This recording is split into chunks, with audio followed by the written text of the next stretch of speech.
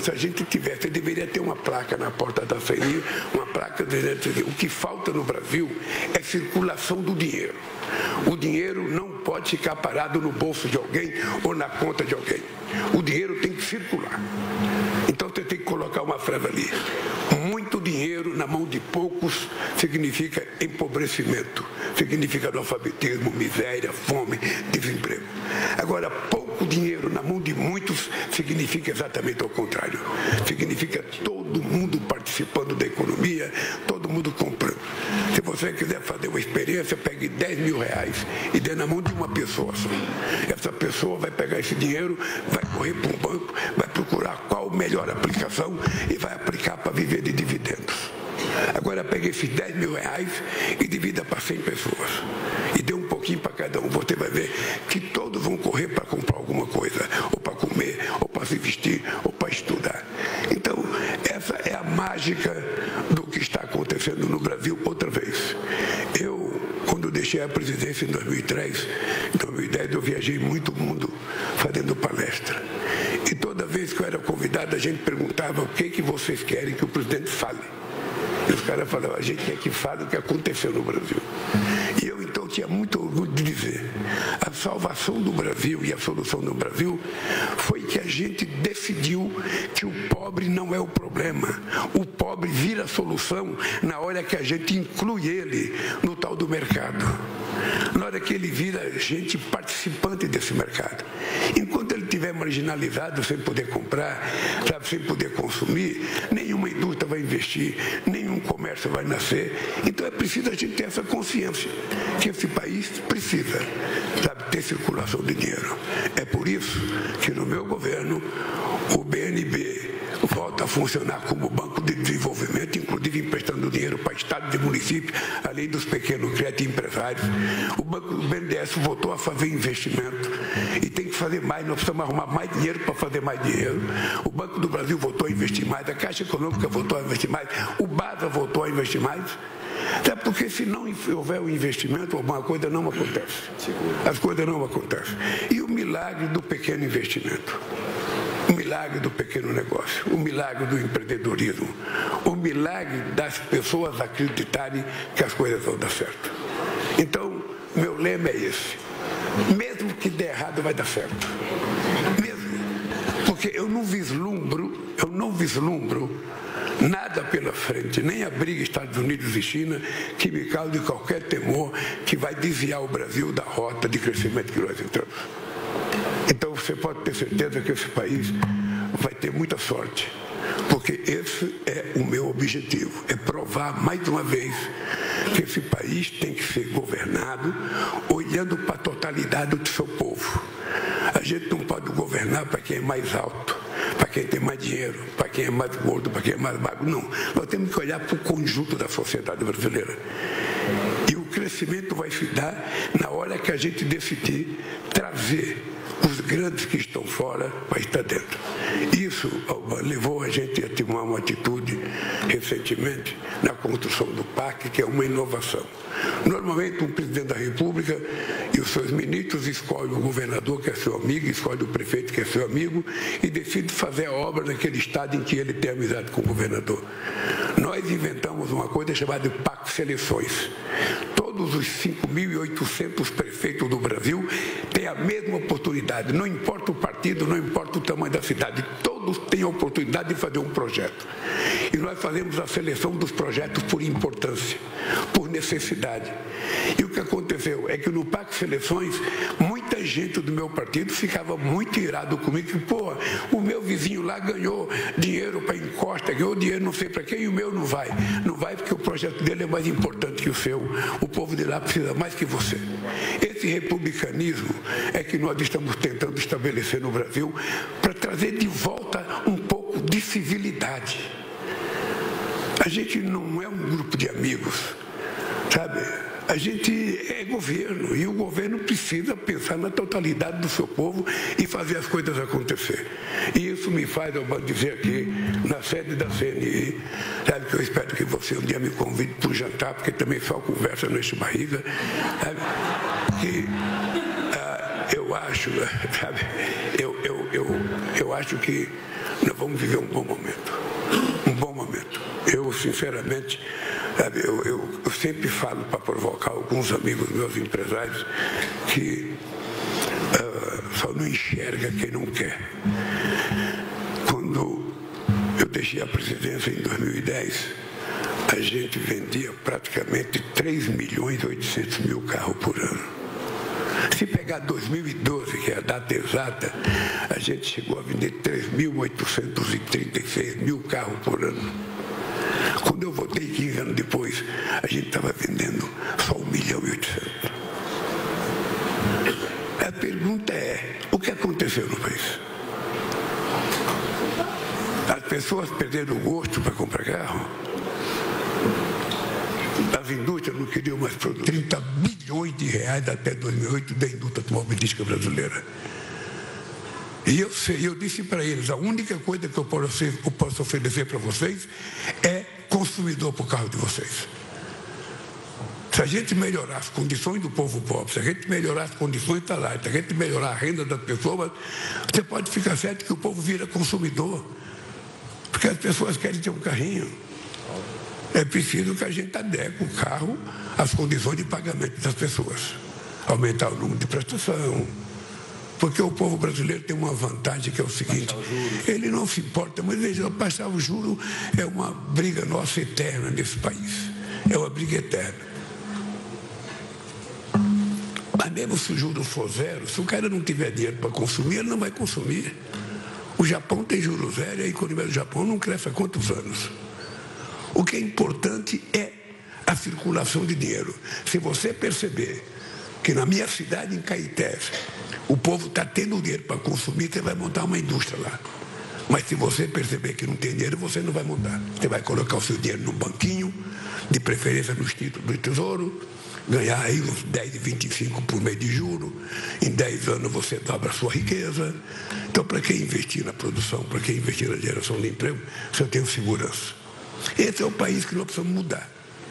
Esse é o país que nós precisamos mudar. Fazer com que o dinheiro circule. Se o dinheiro circular, não vai ter problema nenhum. Você vai passar para a história como o melhor momento da CNI nesse país. Bem, como eu fui chamado para falar sobre integração, então eu vou falar muito pouco, porque depois vai falar a Simone, que é a pessoa que está incumbida no nosso governo de cuidar da integração da América do Sul.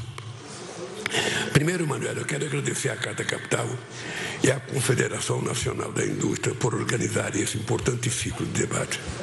Refletir sobre o futuro do nosso país é uma obsessão minha e do meu governo. A integração com a América do Sul, tema escolhido para esta mesa, é imprescindível para a inserção internacional do Brasil. Mas, antes de tudo, é preciso consolidar a integração nacional, promover o encontro do Brasil consigo mesmo. É o que estamos buscando desde o início do meu governo. Quando fui escolhido para ser presidente da República e para assumir a presidência pela terceira vez, eu disse que não existe dois Brasis. Somos um só país, um único povo, uma única língua e uma grande nação. Não por acaso, o slogan do nosso governo é União e Reconstrução. Para reconstruir o Brasil, é preciso a união de todos. É preciso demolir a muralha da intolerância erguida pela propagação do ódio que tentou dividir o país em duas metades que não se comunicam. Temos feito a nossa parte, governando para a totalidade do povo brasileiro, sem qualquer tipo de discriminação social ou regional, mas cuidando com carinho especial das pessoas que mais precisam. Visando o crescimento econômico e geração de emprego e renda, a redução da fome, da pobreza e a inclusão social. Não abrimos mão da coordenação do desenvolvimento como uma prerrogativa do Estado brasileiro. Mas é importante que a agenda do desenvolvimento territorial, local, urbano e regional seja fortemente debatida pela sociedade. Abre-se, assim, maiores possibilidades para que a integração regional seja um fator de bem-estar e prosperidade efetiva para nossas populações, sobretudo em regiões tradicionalmente esquecidas e marginalizadas. Uma nação como a nossa, dotada de um imenso repertório de recursos, tem possibilidades de realizar escolhas estratégicas sobre o rumo do desenvolvimento. A principal escolha, porém, é ter um projeto social que conduza esse desenvolvimento. Esse é o caminho que nós escolhemos. A singularidade da agenda do desenvolvimento em nosso tempo consiste em incorporar as grandes obras de integração, a virtude de reduzir as assimetrias entre regiões ou dentro de uma mesma região, sem descuidar da dimensão ambiental. Essa visão sistêmica de desenvolvimento é indissociável do papel indutor do investimento público. A abrangência dessa agenda orienta a estratégia de obras e ações incluídas no novo PAC, direcionada à infraestrutura social e logística em todo o território nacional. O novo PAC, lançado no ano passado, reforça a reconstrução do necessário pacto federativo que retomamos no início desse mandato. Ao apontarem obras de infraestrutura prioritárias em seus estados, os governadores tiveram um papel fundamental na definição desse programa. Com o PAC, seleções lançadas esse ano, novamente os governadores, mas também os prefeitos voltaram a ter voz na definição sobre o destino dos recursos públicos. Nunca perguntei a que partido pertence o governador ou o prefeito. Divergências políticas e ideológicas não têm a menor importância quando se trata de melhorar a qualidade de vida dos cidadãos brasileiros. Aqui é importante ter em conta que, em 2003, quando eu tomei posse, eu discutia com o ministro Celso Amorim a necessidade da gente mudar um pouco a participação do Brasil na geopolítica mundial. O Brasil, durante muito tempo, ele esteve muito ligado a Portugal, depois ele esteve ligado a inglês, depois esteve ligado à economia americana e depois à União Europeia como um todo. Ou seja, o Brasil não olhava nem a América do Sul e nem olhava a América Latina e não olhava o continente africano. A gente era um país que levantava de manhã, olhava para o mapa, o mundo e só via a Europa, só via os Estados Unidos, não via nem a China. O que acontece é que, historicamente, nós fomos criados para ser inimigos uns dos outros. Portugal nos ensinava a não gostar da América do Sul, porque era um país pobre, que poderia ser problema para nós, e a América Latina espanhola não gostava de nós, porque nós éramos o inimigo, nós éramos o império. Eu não esqueço nunca, Alban, o Chaves, antes de ser presidente, ele era professor da escola militar da Venezuela. E a aula que ele dava para os soldados da Venezuela era orientando ele de que o Brasil era o grande inimigo. Não eram os Estados Unidos, era o Brasil que era o grande inimigo. E aí você tem uma cultura de aversão ao Brasil. Então nós tivemos um trabalho imenso. Nós construímos a Unasul, nós construímos o Conselho de Defesa da América do Sul, nós abrimos mão da ALCA e fortalecemos o Mercosul, nós criamos a CELAC. Eu visitei todos os países da América Latina, todos, sem distinção, do Caribe, para mostrar que o Brasil queria ser parceiro de verdade. E no reforço do Mercosul houve um milagre. Quando nós entramos no governo, a nossa relação com a Argentina, o fluxo era de 7 bilhões de reais. Quando terminamos no governo, era de 39 bilhões de reais.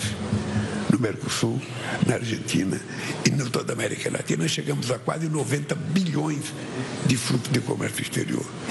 Ou seja, você pega um país como o Chile hoje, Simone, o Chile hoje, o nosso fluxo de balança comercial com o Chile é maior do que com a Inglaterra, maior do que com a Itália, maior do que com a França. Só não é maior com a Alemanha. Isso é uma demonstração de que o nosso futuro está aqui próximo de nós. É com essa gente que pode comprar os produtos manufaturados que a indústria brasileira produz, ou com essa gente que pode co-participar, serem sócios na construção de outras empresas que a gente quer criar, que a gente vai criar um bloco forte, um bloco de mais de 400 milhões de habitantes, um bloco com um PIB muito forte e que vai ter inserção, sabe, no conjunto das negociações mundiais. E o Brasil não perderá essa chance. Eu quero dizer para vocês, nós não perderemos essa chance. Eu, num ano e 8 meses de governo, só para vocês terem ideia, eu já me reuni com os 27 países da União Europeia, já me reuni com os 33 presidentes da CELAC, já me reuni com os 54 presidentes do país do Sul, já me reuni com a China, já me reuni com os Estados Unidos, já me reuni com os BRICS, já me reuni com o G20, já me reuni 2 vezes com o G7, ou seja, porque nós não vamos perder uma oportunidade de fazer com que o país vire de verdade um protagonista internacional no mundo da política, no mundo dos negócios, no mundo do crescimento econômico. Esse é o lugar que está reservado ao Brasil, basta que a gente tenha a dimensão de grandiosidade do Brasil. Isso nós vamos fazer. Uma coisa importante para vocês lembrarem aqui, a primeira reunião que eu fiz quando eu voltei para a presidência foi reunir os 3 comandantes das Forças Armadas, convidar o companheiro Luciano Coutinho, convidar, sabe, a Federação das Indústrias de São Paulo, que tinha um projeto, e convidar o ministro da Defesa para a gente discutir a recuperação da indústria bélica brasileira. A indústria da defesa precisa ser forte, precisa funcionar, porque ela gera tecnologia, ela gera emprego. E a gente não pode, num país desse tamanho, ter umas Forças Armadas que dispensam os soldados às 11 horas porque não tem dinheiro para pagar o almoço. Ou ter soldado que não ganha sequer o salário mínimo. Foi assim que eu encontrei em 2003. Nós, graças à nossa parceria, nós criamos um soldado cidadão para que durante o ano que ele fosse recruta, ele pudesse, no Senai, fazer um curso de formação profissional. Esse país, ele tem que ser do tamanho que pensa a cabeça do governo do presidente. Se a gente pensa pequeno e a gente sonha pequeno, as coisas não acontecem.